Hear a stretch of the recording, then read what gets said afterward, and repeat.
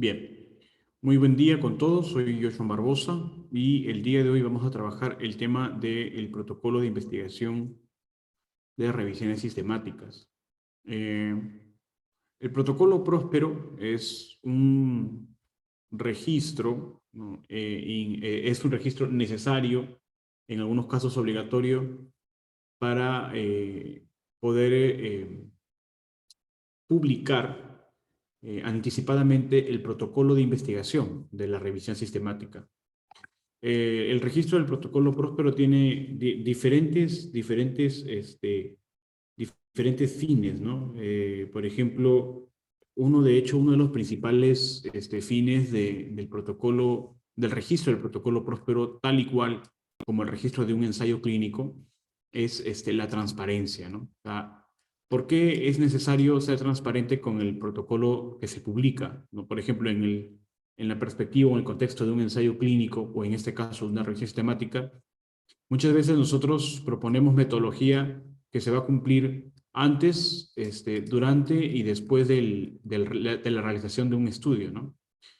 Y esto obedece a que se cumple con una metodología que tú precisas antes de la realización del mismo. Y por lo tanto, la metodología que tú propones antes debe ser coherente con la metodología revisada después, ¿no? Sobre todo en los aspectos a evaluar, o sea, los aspectos a evaluar en una revisión sistemática. Recuerda de que la revisión sistemática como tal es enteramente descriptiva y describe las características de los estudios, es decir, sintetiza la información, ¿no? Descriptiva, ¿no? Es enteramente descriptiva y por lo tanto va a sintetizar la información que tú vas a obtener. Esta información va a tener características, ¿no? O sea, características elementales, características esenciales o características básicas que corresponden a la información que te pueda dar cualquier estudio. En una revisión sistemática como tal, no va a haber problema si es que tú propones que vas a... no hay tanto problema, pero sí podría. Por ejemplo, si tú propones que vas a describir 5 puntos esenciales que son necesarios para conocer el abordaje pleno de la problemática o de la pregunta de investigación. Son 5 puntos que se iban a evaluar en la revisión sistemática. Esto era como propuesta antes de la realización del estudio. Pero ¿qué pasa? Que cuando sucede que después de estos 5 puntos que se deberían haber evaluado, que propusimos haber evaluado, solamente evaluamos 3 y reportamos 3? Entonces, ¿por qué hay 2 puntos de estos 5 que no se han evaluado en estos 3 últimos puntos, ¿no? ¿Dónde están esos 2? ¿Dónde están? Entonces, ¿eso qué significa? Que se puede llegar a pensar de que el equipo, el grupo investigador, a propósito eliminó esos 2, ¿no? Por ejemplo, puede que no haya relevancia en cuanto a la pregunta de investigación, o haya una necesidad de ocultar datos, ¿no? Que es lo que más se puede llegar a pensar y que puede generar algún tipo de sesgo de publicación, ¿no? Recuerda de que el sesgo de publicación evalúa no solamente el estudio, sino evalúa el efecto en base al desenlace, ¿no? O sea, evalúa los estudios publicados, pero que pueden estar enfocados a reportar los efectos de un desenlace específico. Y la palabra outcome o desenlace es muy importante en las revisiones sistemáticas y metaanálisis, porque precisamente lo que nosotros evaluamos es los efectos de un tratamiento o de una intervención versus un control, pero enfocados a poder describir esos efectos en base al desenlace que se está evaluando. Por eso que hay múltiples desenlaces, no es solamente uno.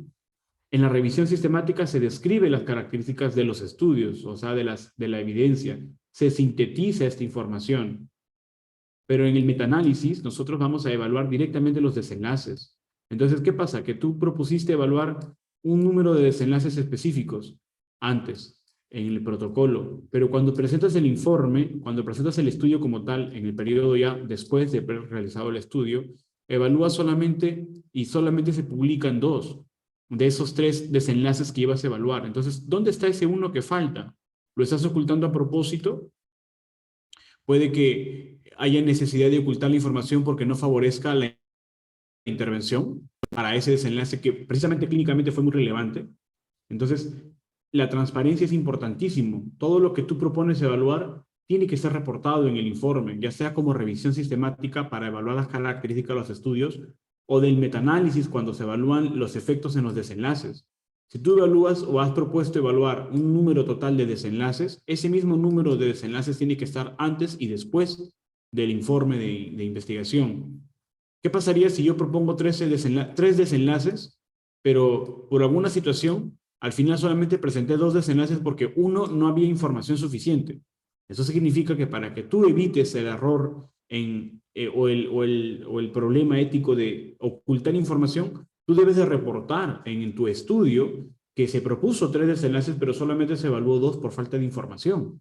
Y eso tiene que ver o tiene que estar reflejado en las limitaciones de tu revisión sistemática, o sea, en las limitaciones del informe, ¿no? En la parte casi final de la discusión, antes de las conclusiones. Se tiene que especificar bien y se tiene que dejar claro para evitar errores éticos o dilemas éticos de ocultamiento de la información y también evitar sesgo de publicación, ¿no? Porque si fuiste transparente o si eres transparente, tú informarás lo que propusiste antes, informarás lo que propusiste después. ¿No? Pero no puedes ocultar la información. Uno se te puede ir, no, yo propuse tres y evalué dos, se me fue, caballero. No, tienes que reportar. No puede haber ningún dato vacío, porque eso no es ético. No es ético. Bien, entonces otro punto del protocolo, además de la transparencia, que es el punto principal por la cual se publica, es para poder obtener la información general, ¿no? Es decir, para poder abrir al público en general la información contenida en una revisión sistemática, ¿no? La información, el contenido como tal, ¿no? Nos sirva como base, nos sirva como contenido, ¿no? Y es importante para que más personas de la comunidad científica o no científica puedan estar informados acerca de lo que se va a hacer y se pueda hacer un seguimiento, ¿no? Por ejemplo, ustedes se van a dar cuenta que muchos protocolos, ¿no? Muchos protocolos publicados en Próspero no están o no se publica como informe, ¿no? Muchos, ¿ah? Muchos. O sea, hubo muchos ejemplos o protocolos registrados, pero que no terminaron el informe, ¿no? Entonces, esto también tiene mucho que ver con el sesgo de publicación. ¿Por qué? ¿Qué pasó? ¿Por qué no se publicó lo que se había propuesto hacer? O sea, ¿qué pasó? ¿Seguro no favorecía el tratamiento? ¿O no se realizó porque no había tiempo? ¿No? Entonces, si no se realiza, alguien más lo puede hacer, ¿no? Así aplicaría, ¿no? Es un ejemplo de toda la cantidad de información que se puede hacer con estudios publicados. Muy bien. Antes de que ustedes puedan realizar cualquier proceso de revisión sistemática, siempre debemos de saber o regirnos con las declaraciones para la publicación, ¿no? O sea, ninguno de los que están aquí se va a salvar de publicar. Todos los que estamos aquí, tesistas e investigadores TAU, tenemos que publicar, ¿no? Ya de por sí deben de saber los alumnos de UPC que el grupo TAU está encargado de apoyar al alumno tesista para que se publique su tesis, finalmente, como artículo, ¿no? Entonces, los alumnos tesistas que participan como alumnos míos, que han sido asignados a temas específicos del grupo TAU, van a tener su publicación. Ellos, obviamente, como autores principales del estudio, por ser tesistas, pero el grupo TAU siempre va a acompañar en la publicación como parte del proceso o de la realización del estudio. Porque ellos participan en el metaanálisis, ellos van a participar en la realización del artículo, que no tiene mucho que ver o no tiene mucho que ver, claro, con la tesis, pero es importante que lo sepan porque somos un equipo de trabajo. Tanto mis tesistas como los alumnos del grupo TAU, ¿no? Eso es importante. Y para eso, todos tienen que estar acorde al lineamiento de declaración PRISMA, ¿no? ¿Qué significa declaración? Es importante que ustedes lo sepan.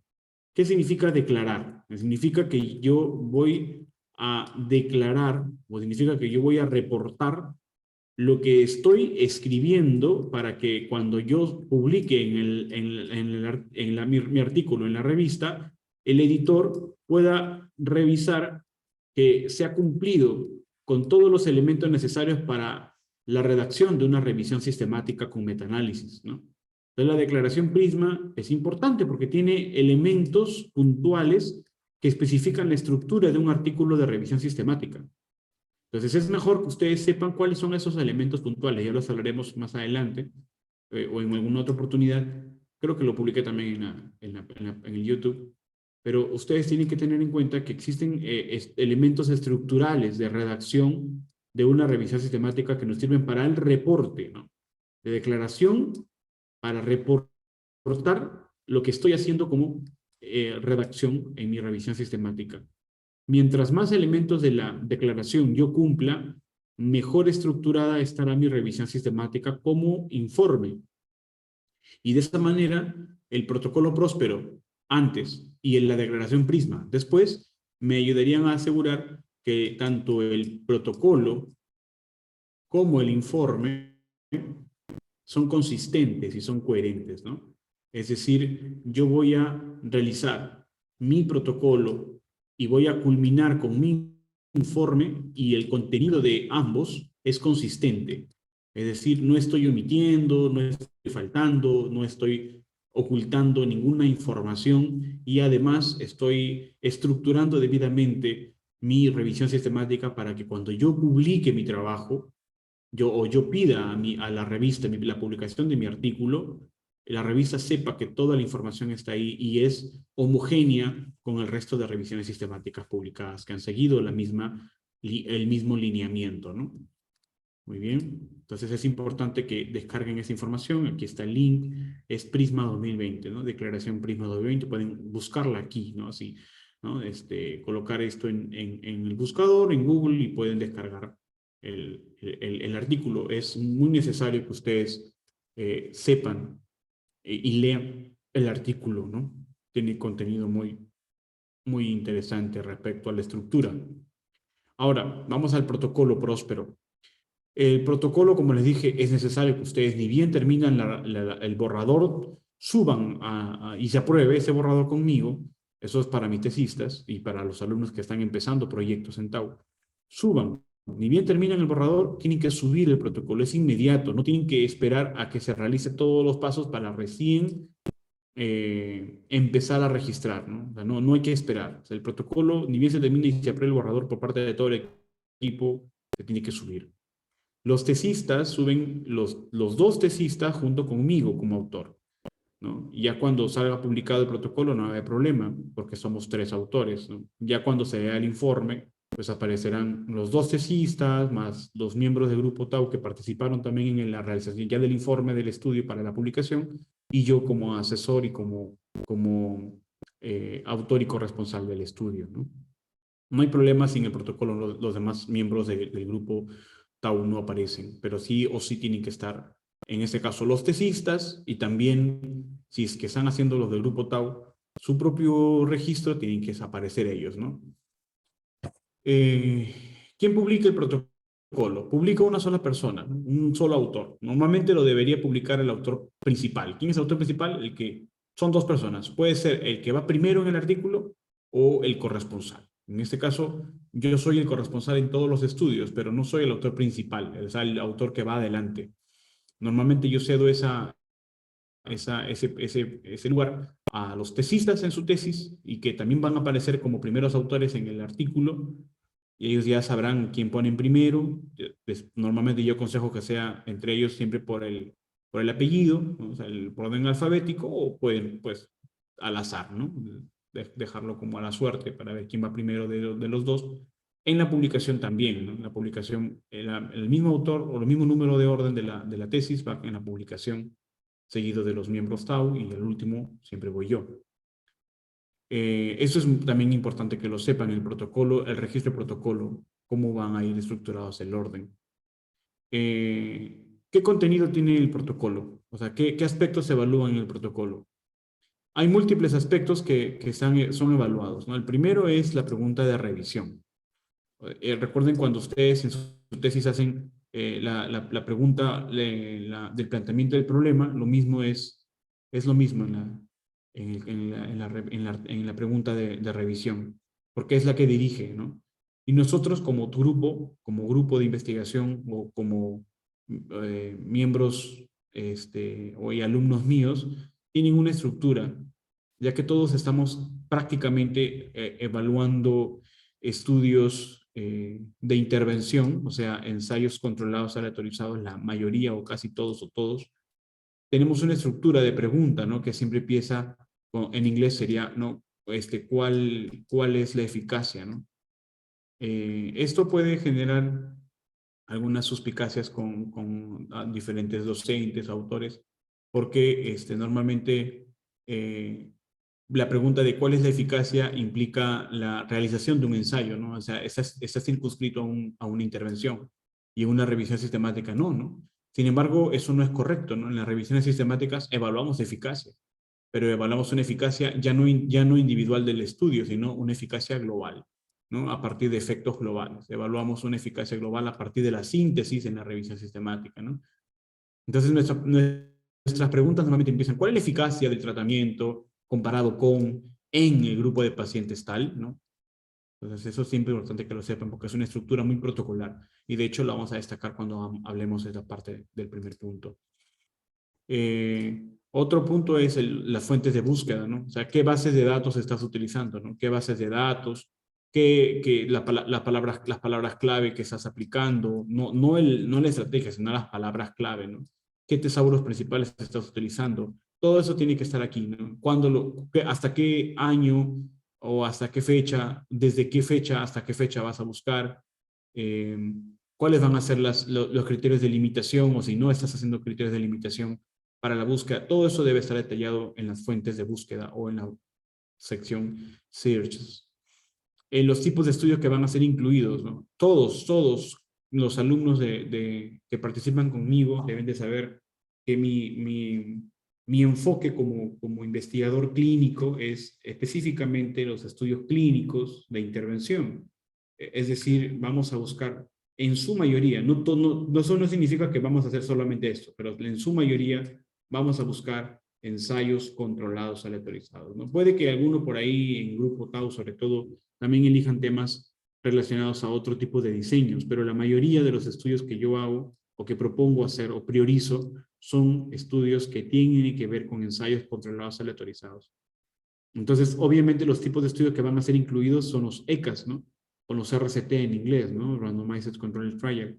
Pero no solamente debemos de describir, ya cuando lleguemos a esa parte vamos a verlo, no solamente debemos describir los ensayos, ¿no? O sea, solamente ensayos ya, pero ¿de qué fase? ¿No?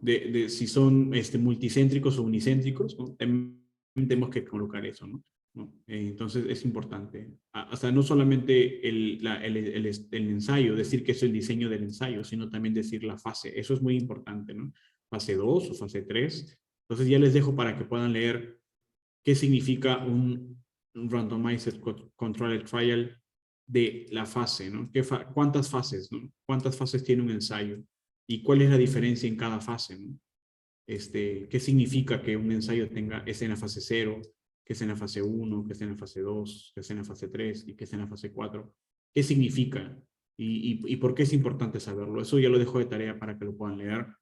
Es importantísimo que sepan ustedes el tipo de trabajo que se hace en un ensayo controlado autorizado. Luego lo vamos a ver igual más adelante, cuando nos dé un poquito más de tiempo sobre qué significa o cómo se hace o cómo se trabajan los ensayos.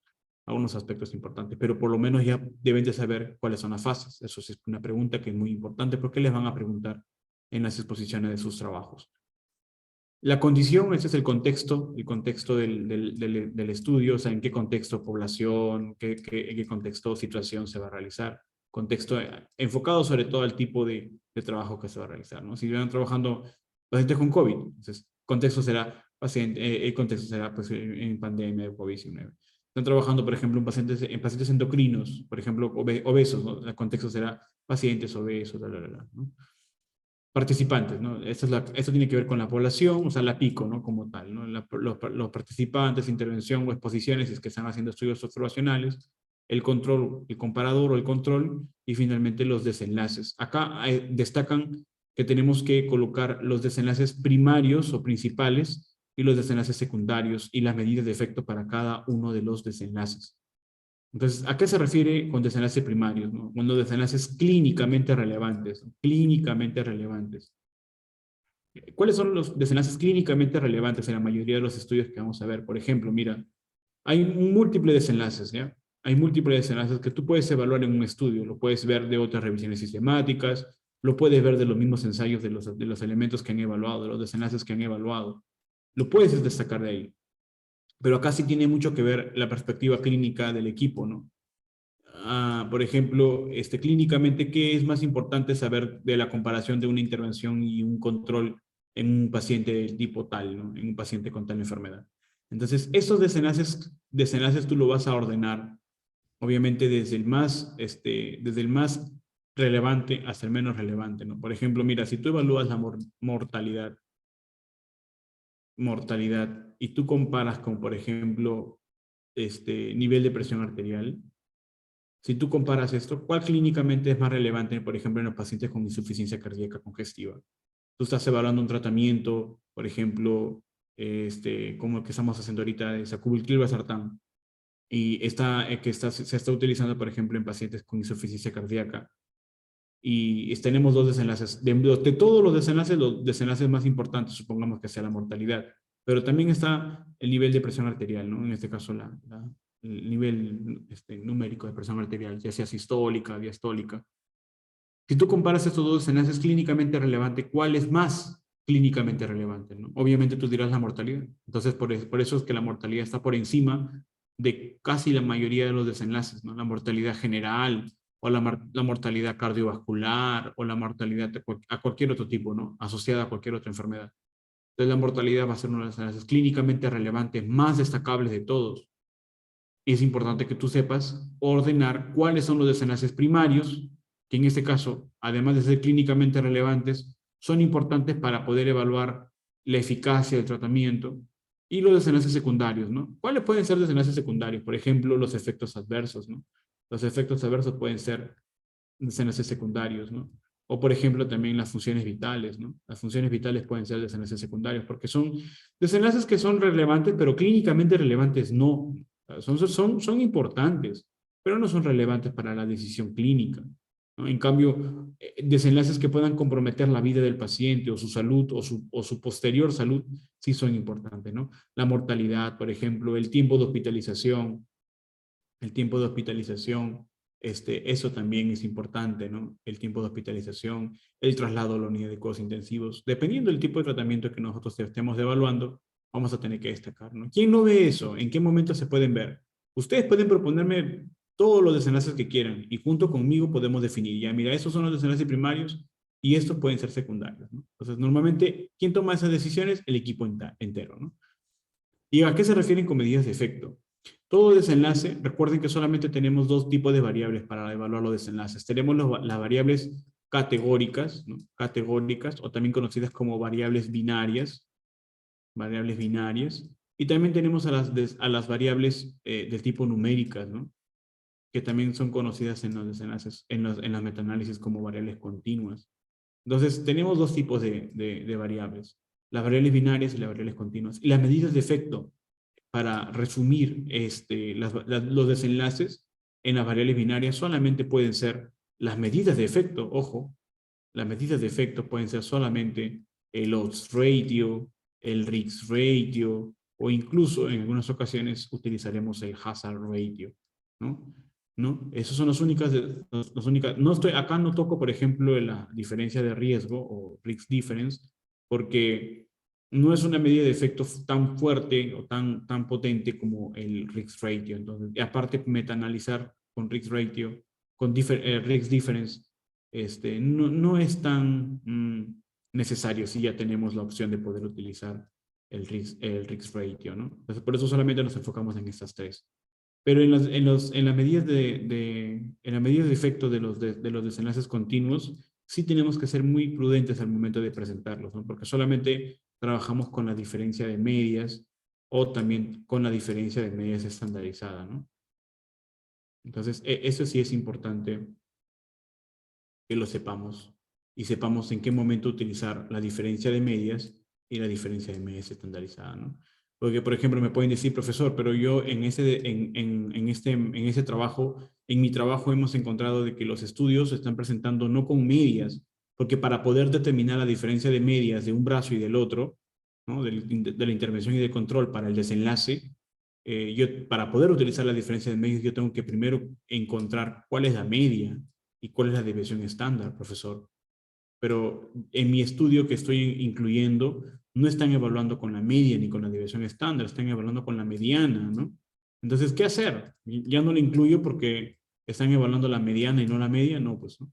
Eso no significa que yo no lo deba incluir, yo tengo que convertir la mediana a la media. Y obviamente con el intervalo, con el rango intercuartílico, con el rango de la mediana, poder obtener cuál sería la posible desviación estándar, ¿no? Y recién con la media para tanto la intervención como para el control, yo poder obtener la diferencia de medias, ¿no? ¿Y en qué situaciones utilizar la diferencia de medias estandarizada? Bueno, eso lo vamos a ver más adelante cuando ya hagamos extracción de datos para el metaanálisis, es importantísimo, ¿no? Y precisamente de eso, en protocolo tenemos que ver qué tipo de datos se pueden extraer, ¿no? ¿Qué tipo de datos se pueden extraer? Es importante también que ustedes sepan definir qué datos se están extrayendo en su base de datos. Ustedes en el protocolo solamente proponen qué cosas van a extraer, pero ya en el informe tienen que reportar todo lo que han extraído, ¿no? Luego vamos a trabajar también, aquí se reporta en el protocolo el análisis de riesgo de sesgo. Y aquí es muy importante que ustedes destaquen, por ejemplo, si están trabajando con ensayos clínicos, la herramienta ROP 2.0. Esto es lo que estamos trabajando. Nadie trabaja la herramienta Cochrane. Todos trabajamos la herramienta ROP 2.0. Entonces hay que saber qué significa, sobre todo lo que están ya en la fase de tesis 2 y están haciendo ya han terminado la extracción de datos. Lo que sigue es saber cómo se trabaja el ROP 2.0. Es una clase que ya la tengo grabada, es muy amplia, yo creo que repetirla va a ser complicado porque es una muy amplia. Yo les sugiero a todos, sobre todo los de tesis 2, vayan viendo la clase, yo ya les he compartido la clase, y si no, me hacen recordar por el grupo de WhatsApp para poder enviarles de nuevo, pero vean la clase porque es una clase muy amplia de casi un poco más de 3 horas, y es importante que la vean para que cuando nos toque el tema de análisis de riesgo de sesgo, hagamos directamente el taller y ya no repetir la clase tan amplia, ¿no? Porque es una clase muy amplia. Si empezamos a las 9, terminamos como a las 12, 1 de la mañana. En cambio, si ustedes ya vienen con la preparación, solamente podemos definir algunos aspectos que quedaron vacíos y hacer un taller para saber cómo se aplica, ¿no?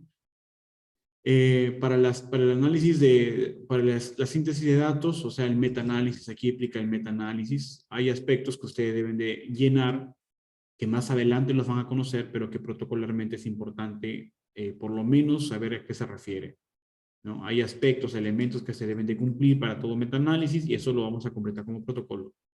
Lo mismo para el análisis de subgrupos, si lo hubiese. Y bueno, al final, las últimas preguntas es el tipo y método de revisión, ¿no? O sea, una metaanálisis, análisis de prueba diagnóstica, etcétera, ¿no? Ese es el tipo de revisión. Bien, entonces, para el registro, ustedes, como le dije, empiezan a hacer el registro cuando ya tienen el protocolo en borrador, aprobado por mí, y lo suben. Entonces, para eso tienen que dirigirse a la página. Solamente una sola persona lo sube, no necesariamente los dos tienen que tener la cuenta, y los dos no lo suben, solamente lo sube una sola persona. Ustedes pueden designar quién lo puede subir, ¿no? Yo aconsejo siempre que el vas como primer autor asume esa responsabilidad, ¿no? Entonces van al link, ¿no? Les va a aparecer así, ¿no? Entonces, si ustedes van al link, voy a copiar aquí el link, lo voy a poner en el chat. Ustedes pueden entrar al link y entrar les va a aparecer así. Normalmente viene, bueno, aquí yo ya estoy logueado, voy a salir para que se pueda... ¿Sí me escuchan, no?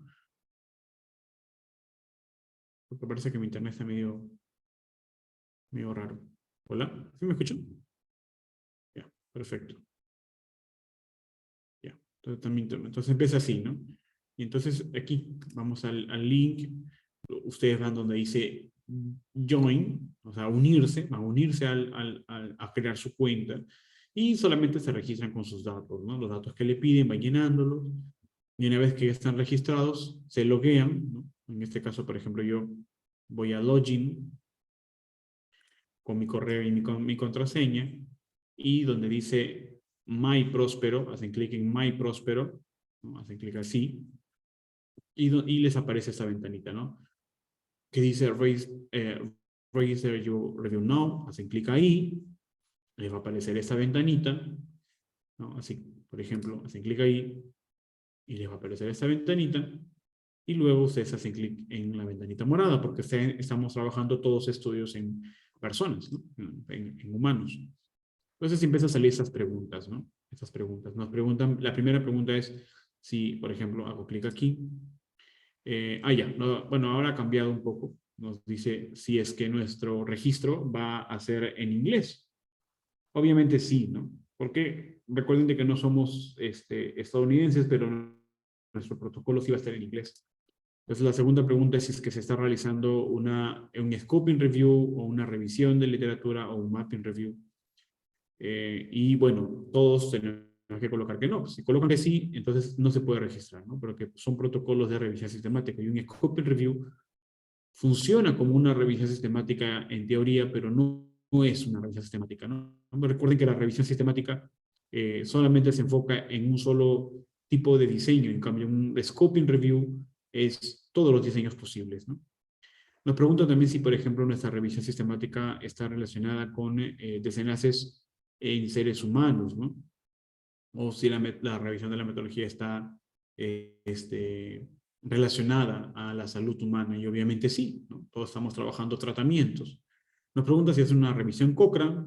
No es una revisión Cochrane, no es una revisión Cochrane, colocaremos clic en no, vamos así, ¿no? No es una, ¿no? Está relacionada con la salud humana, no es una revisión Cochrane. Nos preguntan si es que es parte de un curso. No lo es, ¿no? Porque no estamos dentro de un curso de la Universidad de York, que es la universidad que, que, que sustenta la página, ¿no? No estamos. Hacemos clic ahí y nos preguntan también luego si es que hemos encontrado o hemos buscado revisiones similares. Si ustedes han buscado revisiones en la página para buscar similitud con otros protocolos, si han buscado, les pueden decir sí, ¿no? Bueno, acá ya sale directamente, ¿no? Ya aquí ya sale, antes nos preguntaban, como aquí, ¿no? Nos preguntaban, ¿ha buscado? Sí, acá ya no, ahora actualmente ya no. Solamente asume que tú ya buscaste, porque obviamente es una necesidad primero buscar directamente los estudios en la base de datos, y la siguiente es, nos pregunta si hemos encontrado algún protocolo similar a nuestro estudio. Si no se ha encontrado nada, entonces ustedes colocarán en la revisión que ustedes van a realizar, no tiene ninguna similitud con una revisión existente. O puede que sí, puede que haya algún estudio similar, pero es suficientemente diferente como para justificar la realización del estudio, ¿no? O puede ser que ustedes, por ejemplo, ¿cuándo es esto? ¿Cuándo sucede esto? ¿Tá? Cuando ustedes encuentran estudios con preguntas pico similares o iguales, pero con una metodología diferente. O puede que ustedes hayan encontrado, por ejemplo, un estudio o un protocolo y ustedes quieren repetir la metodología. ¿Por qué? Porque este protocolo se publicó por allá en el 2015, pero nunca se realizó. Han buscado a los autores, han buscado el tema y no se ha publicado nada, solamente quedó en protocolo. Si sucede eso, hacen clic aquí y dicen, la revisión es similar a otra, pero la repetición de la metodología es necesaria, ¿no? Por ejemplo, la justificación es que realizaron el protocolo, pero no publicaron nada, ¿no? Entonces hay necesidad de publicar el estudio, ¿no? Eso sucede muchísimo, muy seguido, ¿no? Nos preguntan también si estamos escribiendo el protocolo. Obviamente que sí, ¿no? Y además nos preguntan si hay más de una persona dentro del equipo, o sea, más de una persona involucrada con el protocolo. Obviamente sí, somos un equipo, ¿no? Y también por último nos pregunta si tenemos aquí, vamos a poner esto aquí, un protocolo, sí. Nos preguntan también si tenemos la intención de publicar nuestros resultados una vez que los datos estén disponibles. Obviamente sí, ¿no? Y empieza entonces, no, antes de eso nos preguntan cuál es el estado de nuestra revisión, ¿no? Normalmente se debería contestar que todo no está iniciado, ¿no? Dice not started, que implica que no se ha realizado la búsqueda preliminar, pero en nuestro caso no sucede eso, ¿no? Normalmente las tres partes primeras del estado de la revisión son las que ya hemos iniciado, ¿no? Todos hacen una búsqueda preliminar, todos mis alumnos, les aconsejo que antes de hacer el protocolo, antes de hacer el borrador, primero consulten con las bases de datos, por lo menos PubMed, para saber que sí existen artículos publicados que puedan justificar la realización de su proyecto, que no hay tantas revisiones sistemáticas publicadas en los últimos 2 años, o que si hay, por lo menos sean muy antiguas, que justifiquen la realización de estudio. ¿Por qué les digo esto? Uno, porque es necesario. No puedes empezar una revisión sistemática si es que no sabes si es que hay datos publicados. Y segundo, porque le van a preguntar en estas posiciones, sobre todo a alumnos de UPC, tanto a los alumnos que están haciendo el protocolo o proyecto, como a los alumnos que ya tienen sus estudios, ¿no? A veces les toca un docente que dice, a ver, estás haciendo un estudio o estás haciendo una tesis de un tema que ya se sabe. ¿Por qué has hecho? ¿Cuál es la justificación? ¿O cómo justificarías la realización de tu estudio si sabes bien que ya hay otros protocolos publicados, otros estudios publicados, o que ya hay evidencia de esto, ¿no? Entonces ahí es donde entra nuestra justificación, ¿no? Pero lo demás no puedes, ¿no? O sea, la primera parte, estos 3 primeros puntos, sí puedes tú colocar start, o sea, significa que ya empezaste, pero lo demás no. La data extraction, la risk of bias o el data analysis no puede estar iniciado porque significa que ya no estás haciendo protocolo, sino que estás haciendo ya el informe. Y si tú colocas que has iniciado, entonces te lo va a rechazar porque se supone que estás ya iniciado. ¿Para qué vas a registrar algo que ya iniciaste? ¿No? Entonces no es correcto. Normalmente si los 3 primeros le colocamos started y los últimos not started, not started. Bien, eso es importantísimo también que lo sepamos.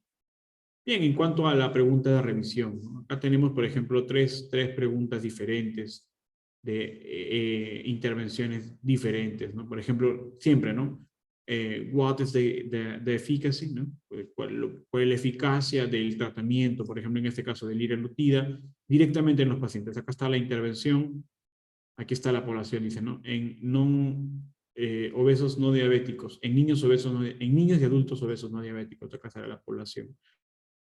Pues, profesor, pero usted nos enseñó que también debe ser el control y el desenlace. Obviamente aquí se omite, pero dentro del informe ya se conocen aspectos, ¿no? Entonces, eso significa que la pregunta no siempre tiene que estar completamente estructurada para entenderse, ¿no?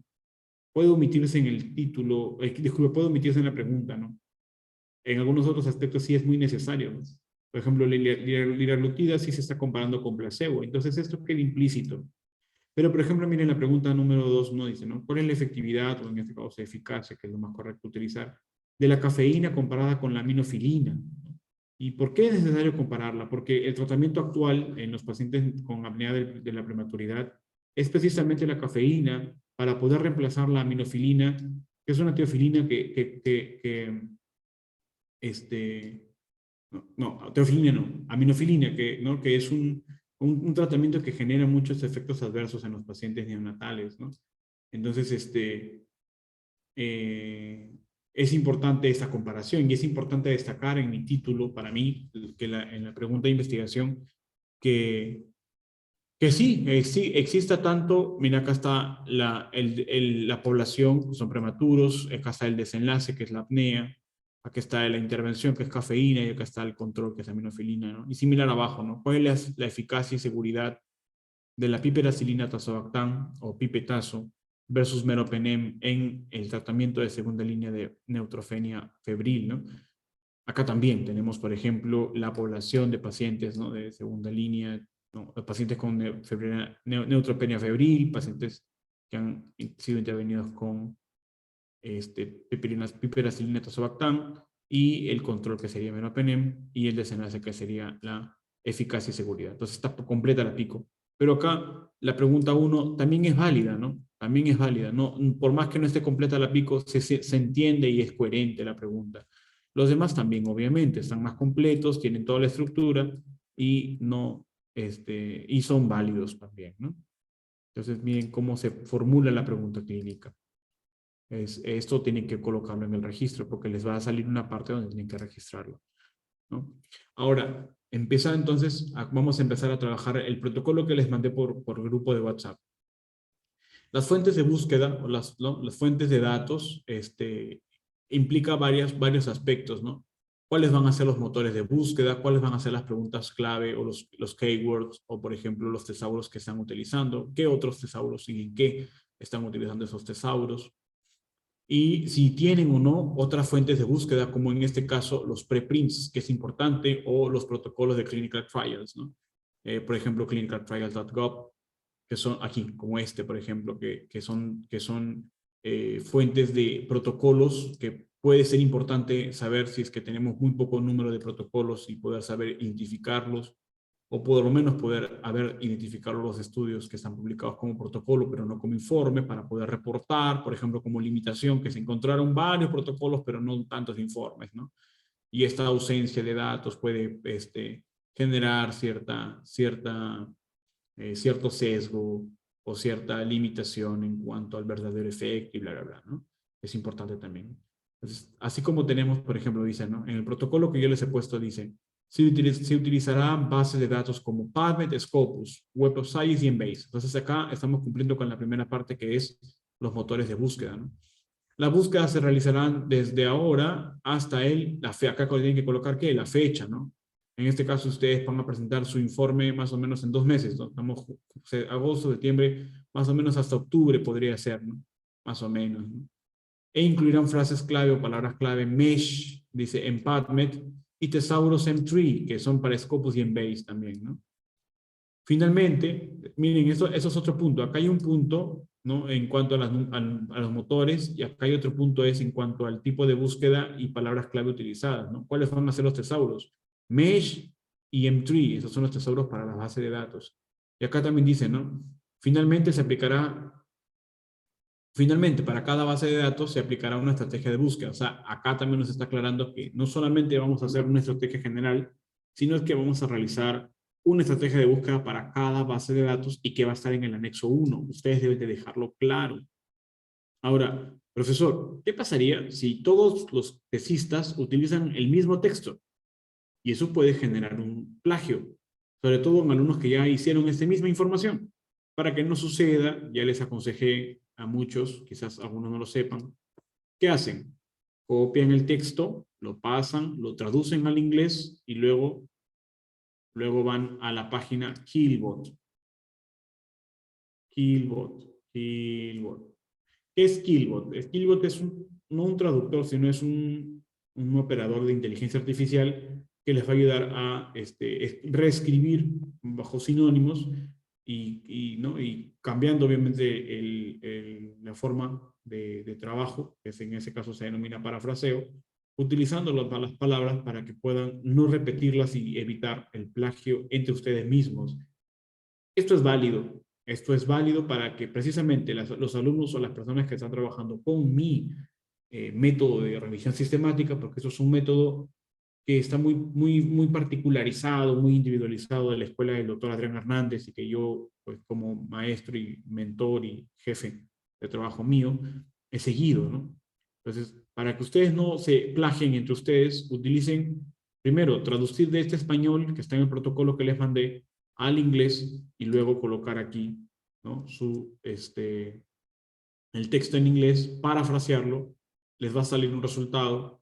Ese resultado lo van a copiar y lo van a volver a traducir al español y luego pasarán nuevamente. Y así no se repite, ¿no? No se repite. Finalmente dice, para cada base de datos utilizarán una estrategia de búsqueda que está, y acá está, ¿no? Las palabras clave, dice la palabra número 1, número 2, y las palabras clave que ustedes hayan utilizado, solamente una, fueron las principales frases de búsqueda, ¿no? Esto es otro dato. Acá otro dice, no habrá limitaciones en cuanto al idioma o fecha de publicación. Eso también es importante, porque no vamos a limitar ninguno. Dice también, se realizarán búsquedas manuales en todas las listas de referencias. Eso también es importante. ¿Qué significa búsquedas manuales en listas de referencias? Por ejemplo, si encontramos una revisión sistemática previa, lo que ha pasado con muchos de los trabajos, porque es imposible o muy poco probable que no existan otras revisiones, o al menos una. Es poco probable. Si no, mejor. Pero si ya hay, no significa que esto sea una limitante, pero debemos de justificar por qué estamos realizando.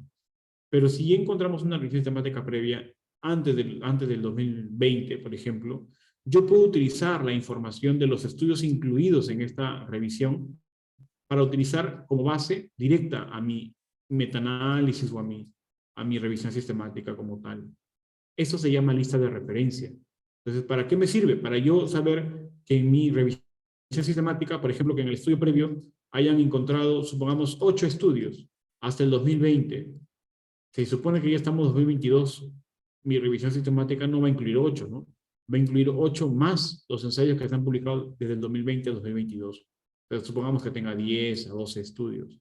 Eso es utilizando los 8 de la lista de referencia más 2 o 4 que yo encontré después del proceso de selección de los estudios.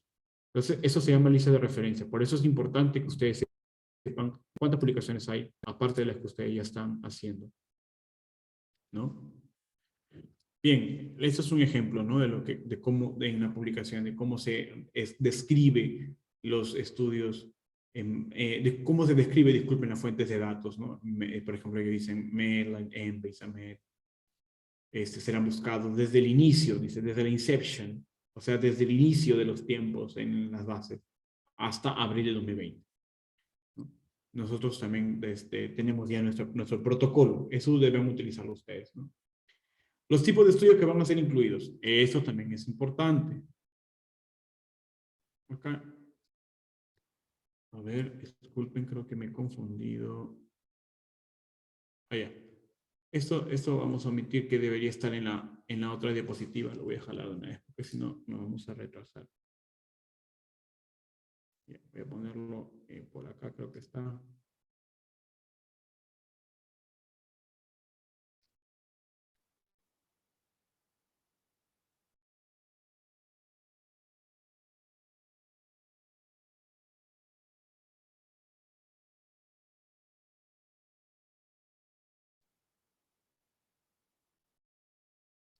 Ya.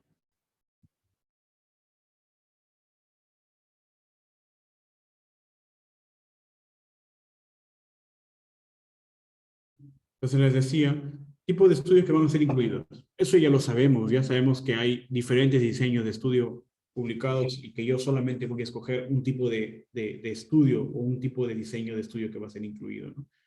Todo ya lo sabemos de por sí. O sea, ya no puedo yo colocar otro tipo de diseños si ya sabemos que vamos a incluir solamente ensayos. Pero lo que sí es importante saber es de que, ya, muy bien, van a ser ensayos, pero también tenemos que especificar que van a ser de fase 2 y fase 3. Todos ustedes, todos deben colocar prácticamente lo mismo. Pueden utilizar el Killbot para poder hacer sinónimos, pero prácticamente todos van a colocar que vamos a extraer, obviamente los tesistas y alumnos que están trabajando revisiones sistemáticas de ensayos, pero prácticamente todos vamos a hablar de lo mismo, ¿no? Ensayos controlados aleatorizados de estudios de fase 2 y fase 3, ¿no?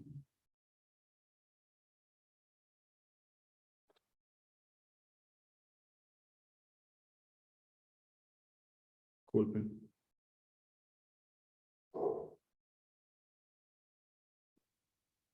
Bien. Muchos de ustedes se pueden hacer una pregunta, ¿no?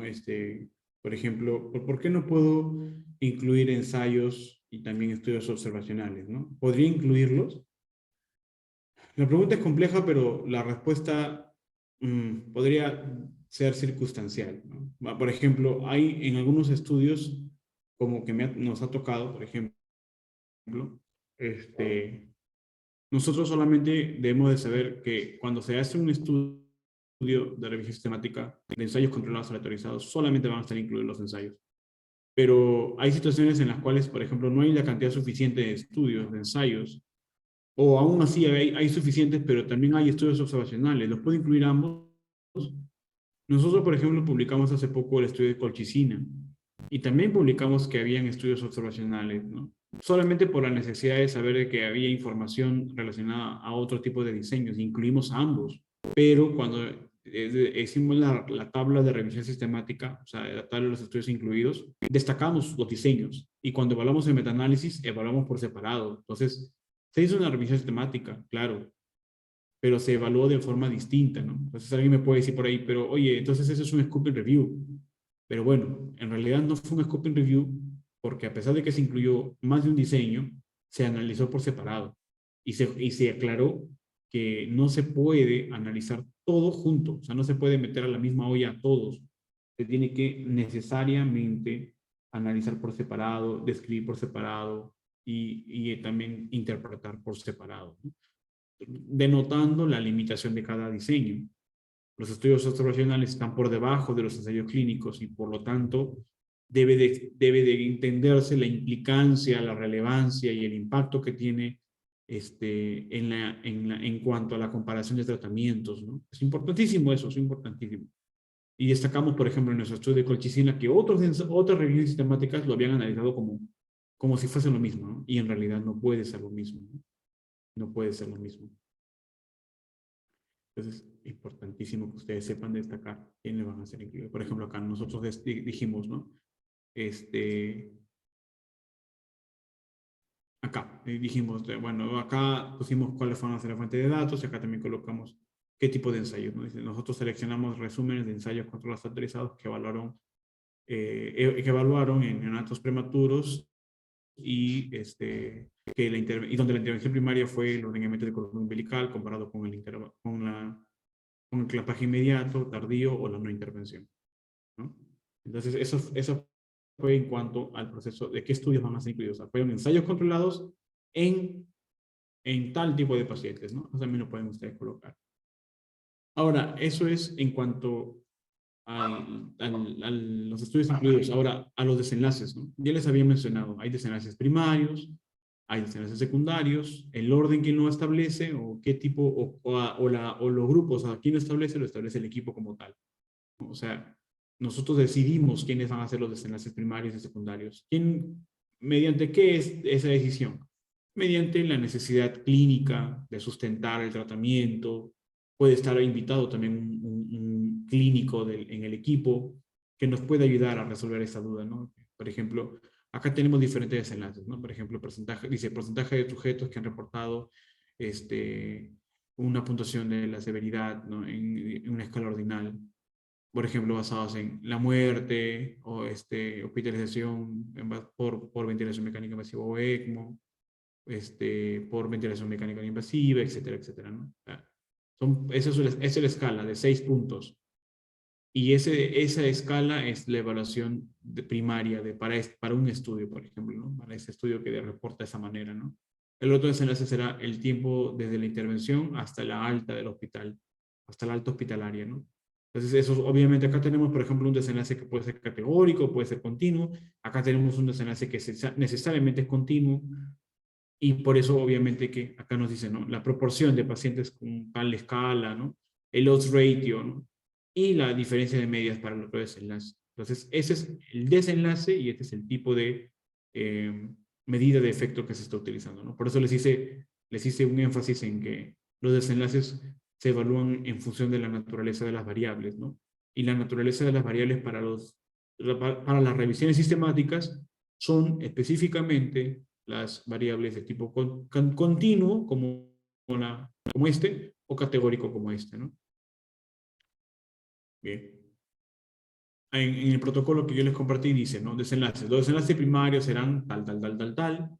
Siempre tiene que especificarse que el tal desenlace se va a medir con tal medida, ¿no?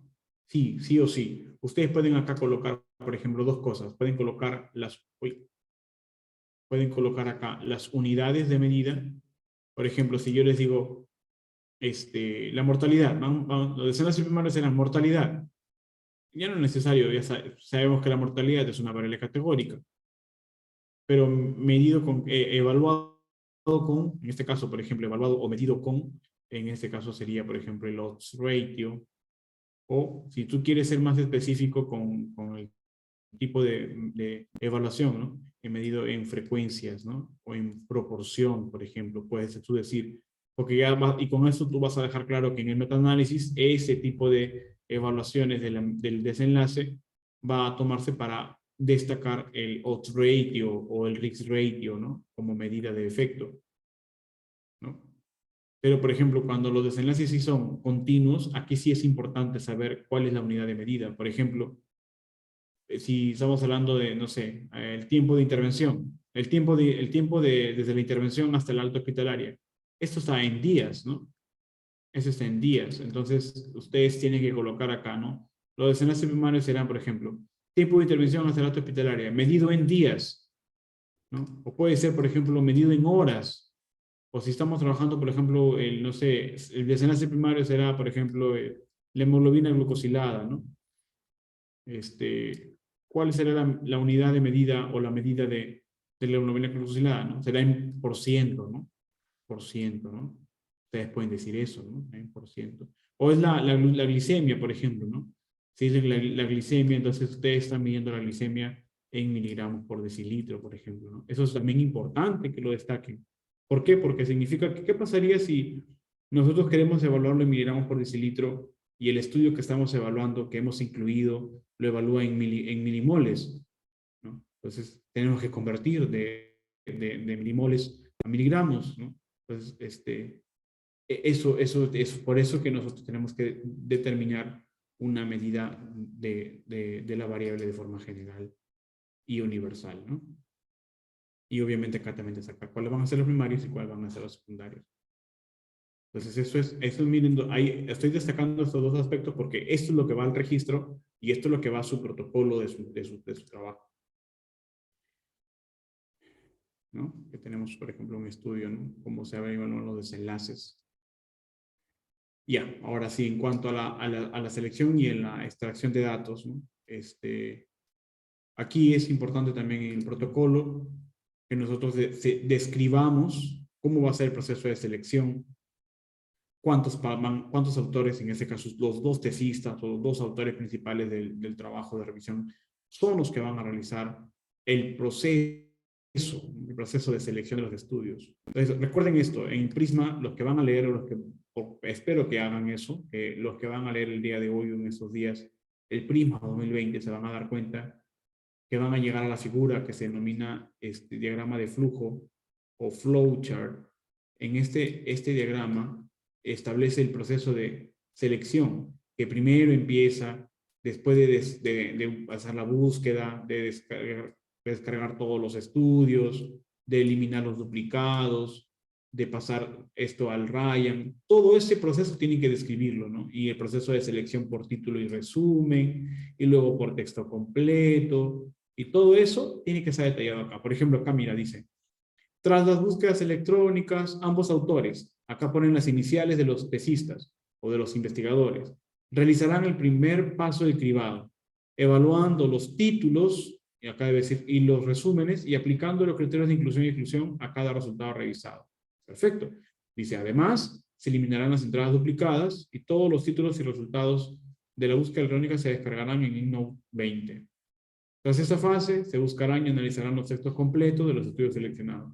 Acá hay un error, ¿no? Si se dan cuenta, primero debería ser, tras las búsquedas electrónicas, de ahí sigue, se eliminarán las entradas duplicadas.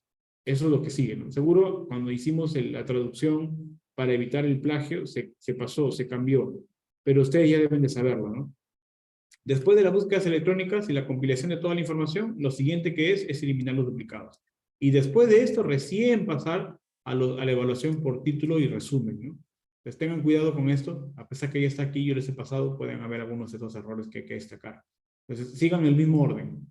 Traduzcan, utilicen el Killbot, pero recuerden que Killbot es una herramienta de inteligencia artificial no humana, obviamente, y por eso puede tener esos errores de párrafos, ¿no? En realidad no es un error de redacción, ¿no? Es un error de fondo que ustedes pueden identificar porque conocen o deberían conocer el proceso de selección. Después de juntar la base, eliminar los duplicados, recién pasar a título de resumen. Entonces dice, después de que hayan hecho la evaluación por título de resumen y tomando en cuenta los criterios de inclusión y exclusión, o sea, los criterios de elegibilidad, tras esta fase, dice, se buscarán y analizarán los textos completos de los estudios seleccionados, justificando los criterios de inclusión y exclusión.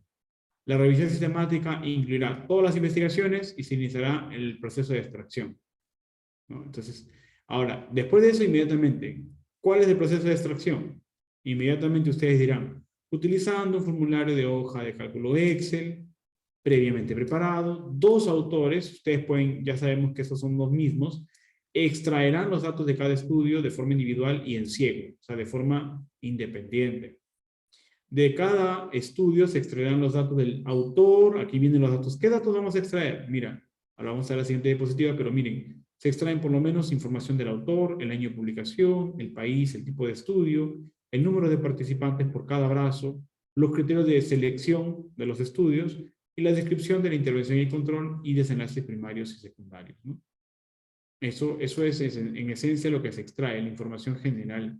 Pero ustedes pueden también, por ejemplo, saber qué aspectos o cómo se hace el proceso de extracción, porque ustedes, si bien acá todavía no van a extraer en tesis 1, en tesis 2 sí tienen que cumplir con ciertos criterios, y esa clase creo que ya les había dado a los alumnos de tesis 2. Sin embargo, si no, cuando lleguemos a esa fase de extracción, voy a volver a repetir la clase, pero por lo menos ya deben de saber qué datos se extraen, qué información se extrae. Hay información esencial en función de 4 elementos. Lo primero es las características del estudio, ¿no? Como por ejemplo el autor, el año, el país, el tipo de estudio y la fase es importante. O sea, esos datos sí tienen que ser siempre, siempre estar ahí. Datos que se van a extraer, que incluso se van a presentar en la tabla 1 de su revisión sistemática. Luego lo demás puede ser condicional, ¿no? Por ejemplo, las características acerca de la población, como por ejemplo el número de participantes por brazo, las características como la condición de base, la enfermedad actual o enfermedades comorbilidades, la edad, el género y el estado de la enfermedad, por ejemplo, el tipo de diagnóstico, cuál fue los elementos de diagnóstico para el paciente o los pacientes, esos elementos son, ¿no? Acá también, por ejemplo, estarían los criterios de elegibilidad, ¿no? Los criterios de elegibilidad de los estudios que informaron, ¿no? Luego las características de la intervención y del control, por ejemplo, el tipo de intervención, qué tratamiento se está dando, la dosis, la ausencia o la presencia de algunos elementos adicionales en la intervención, tanto para la intervención como para el control, etcétera, ¿no? Y las características de los desenlaces, cuáles van a ser los desenlaces primarios y secundarios, y si son desenlaces dicotómicos, cómo se va a evaluar, ¿no? En este caso, si es un desenlace dicotómico, se tienen que evaluar 4 aspectos importantes, eso lo vamos a ver cuando hagamos extracción de datos y metaanálisis. Y en los elementos de datos continuos se tienen que extraer 6 datos elementales, ¿no? Estos elementos los tenemos que conocer más adelante, pero por lo menos ustedes saben que van a extraer información de los desenlaces, de las intervenciones y los controles, de los pacientes, etcétera, ¿no? Entonces, eso está aquí. Eso está aquí. En el protocolo ya está prácticamente listo. Solamente tendrían que cambiar, actualizar y parafrasear la información, ¿no? Y, por ejemplo, miren, en nuestras publicaciones hicimos eso, ¿no? Dice, de extracción de datos, ¿no? 2 autores extrajeron independientemente los datos utilizando formatos prediseñados, ¿no? Los desacuerdos fueron resueltos en consenso y un tercer autor fue consultado si es necesario. Los datos extraídos fueron primer autor, año, diseño de estudio, país, número de participantes, tipo de intervención, tipo de control, peso al nacer, edad gestacional, Apgar al primer y quinto minuto, mortalidad, hay que hacer los desenlaces, ¿no? Análisis de riesgo de sesgo. Entonces, ya de por sí ustedes, todos los alumnos que trabajan conmigo deben de conocer o deben de saber cómo se evalúa el sesgo. ¿Qué es el sesgo? ¿Cómo se evalúa? ¿Para qué se evalúa? ¿Cuál es la implicancia que tiene en su trabajo si un estudio tiene alto riesgo de sesgo? Es importante que lo vayamos leyendo porque es muy amplio la información que se evalúa o que implica el conocimiento de riesgo de sesgo. Porque prácticamente la evaluación de riesgo de sesgo consiste en la metodología de un ensayo clínico. Si la metodología es inadecuada, se va a reportar un riesgo de sesgo alto. Pero ¿cómo saber que es inadecuada? ¿Qué aspectos debo de conocer? ¿Qué aspectos debo de identificar en el artículo que yo voy a utilizar o que voy a incluir en mi revisión sistemática? Entonces, todos esos elementos están en el análisis de riesgo de sesgo. Y por eso le digo que es muy amplio y deberían empezar ya a leer. Pero ¿qué datos yo debo de colocar en mi protocolo, ¿no? Ya que está prácticamente ya definido y está propuesto, igualmente, yo les sugiero, copien, traduzcan, parafraseen esta información metodológica porque es muy protocolar y por lo tanto puede que ocurra cierto plagio. No esperen a que ocurra eso. Entonces, este es el protocolo, ¿no? Dice, se utilizará la herramienta 2.0 de riesgo de sesgo para evaluar el riesgo de sesgo de los ensayos clínicos incluidos en este estudio. Esta herramienta evalúa varios dominios de los que se puede haber surgido el sesgo. El proceso de letrerización y bla, bla, bla, bla. Estos son los elementos o los dominios de la evaluación de riesgo de sesgo. El riesgo de sesgo por dominio sigue un algoritmo para concluir la existencia de bajo, algunas preocupaciones o alto riesgo por dominio y por ensayo. Eso es muy importante, ¿no? Esta parte me gustaría que todos lo tengan y por eso le he puesto en el protocolo, ¿no? Porque ¿cómo evaluamos el riesgo de sesgo? Evaluamos por dominio, porque tenemos que describir en los resultados después por dominio y también por ensayo, ¿no? O sea, si un dominio es alto, todos los dominios van a ser, o mejor dicho, todo el ensayo está en alto riesgo de sesgo. Eso lo vamos a ver cuando nos toque. Y está en la clase, de hecho. Está en la clase que hice. Entonces, vean la clase y van a saber qué significa, ¿no? Bien, pero esto ya está prácticamente hecho. Así en las publicaciones también que nosotros colocamos, ¿no? Ahora, para la estrategia de síntesis de datos, para el metaanálisis prácticamente, cuando nos toque hablar sobre metaanálisis más adelante, van a entender muchos puntos de aquí, pero hay puntos que ustedes deben de saber, puntos básicos, ¿no? Por ejemplo, dice, para el metaanálisis se realizará un modelo de efectos aleatorios y el método de varianza inversa, ¿no?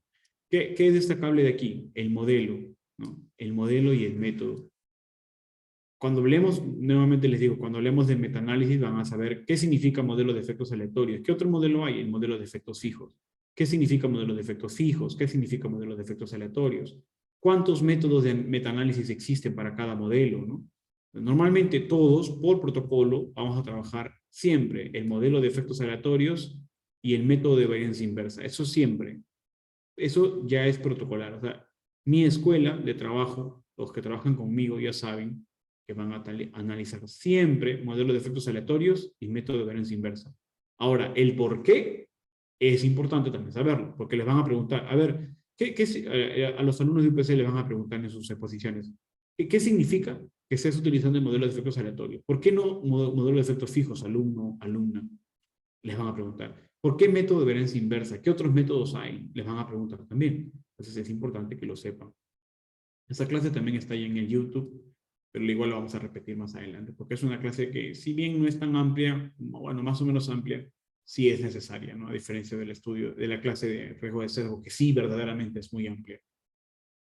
Otro punto que nadie hace en metaanálisis, pero que sí hacen alumnos de mi escuela, se utilizará el estimador de Pauli Mandel para la evaluación de varianza entre los estudios, ¿no? Esto obviamente está en inglés y se entiende mejor, pero en español igual. El estimador, que es un método de cálculo matemático, que mediante la teoría o método de Pauli Mandel, para la varianza entre, ¿no? Between studies, o sea, entre los estudios. Eso es muy importante. ¿Por qué? Porque el estimador es un método de corrección, sobre todo para estudios que utilizan el metaanálisis de efectos aleatorios, ¿no? Y método de varianza inversa. Se tiene que conocer el estimador y para qué, bueno, a los alumnos de UPC no les van a preguntar por qué estás utilizando el estimador, ¿no? ¿Por qué no les van a preguntar? Porque no lo saben la mayoría, ¿no? Muy poca gente utiliza este estimador y solamente se puede aplicar cuando utilizamos un programa denominado R.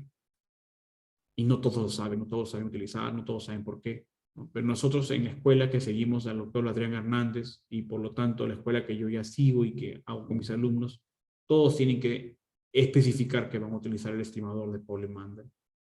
Si quieren lo pueden leer, tengo también el artículo para que justifica, ¿no? Pero no les van a preguntar. Se lo pueden leer como cultura general, pero no les van a preguntar.